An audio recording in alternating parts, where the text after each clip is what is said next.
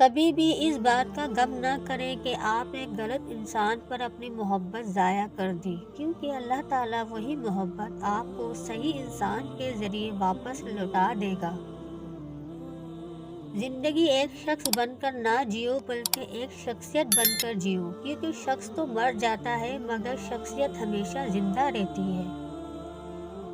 کسی کو زبردستی اپنی ذات تک محدود نہیں کیا جا سکتا، یہ تو دلوں کے معاملے ہوتے ہیں۔ بہتر ہے کہ جو جہاں خوش ہے اس کو وہاں رہنے دیا جائے۔ لوگ آپ سے جھگڑا کر سکتے ہیں، آپ کے خلاف سازش کر سکتے ہیں، آپ کا برا چاہ سکتے ہیں، آپ کا دل دکھا سکتے ہیں، آپ سے آپ کا سب کچھ چھیننے کی کوشش کر سکتے ہیں، لیکن آپ کا نصیب نہیں چھین سکتے۔ دل میں کھوٹ ہو تو دعا عطا اور محبت رشتہ بدل دیتی ہے۔ جب بندہ مخلص ہو تو عزت میرا رب دیتا ہے۔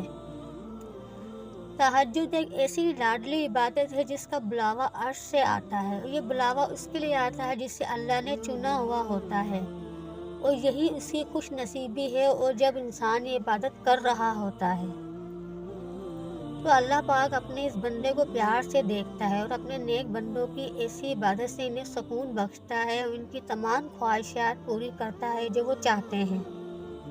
رشتوں کو وعدوں قسموں کی ضرورت نہیں ہوتی، کیونکہ چھوڑنے والے قسمیں کھا کر بھی چھوڑ دیتے ہیں، نبھانے والے بغیر وعدوں کے رشتے نبھا دیتے ہیں۔ انسان بڑی دلچسپ مخلوق ہے۔ جانور کو مصیبت میں دیکھ کر برداشت نہیں کر سکتا، لیکن انسان کو مصیبت میں دیکھ کر خوش ہوتا ہے۔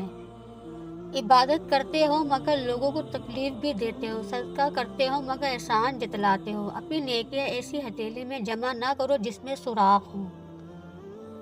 زندگی تھکا دینے والی چیز ہے، اور جب تم تھک جاؤ تو اپنے رب کو یاد کر لو، کیونکہ سکون تو صرف اللہ کے ذکر میں ہے۔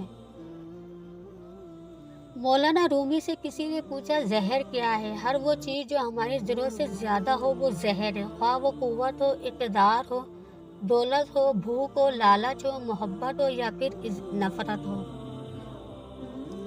عورت کو اگر من پسند شخص مل جائے تو اسے سارے ارمان پورے ہو جاتے ہیں، اور اگر مرد کو من پسند عورت مل جائے تو وہ گھر کے سارے کام کرنا سیکھ جاتا ہے۔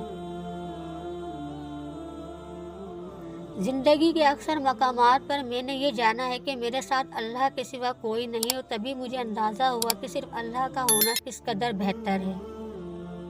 ڈپریشن کی علامات: آپ کسی سے بھی ملنا یا بات کرنا نہیں چاہتے، آپ کو غصہ جلدی آتا ہے، اکیلے میں روتے ہیں، بے چینی محسوس کرتے ہیں، دل کو کوئی خوف سا رہتا ہے،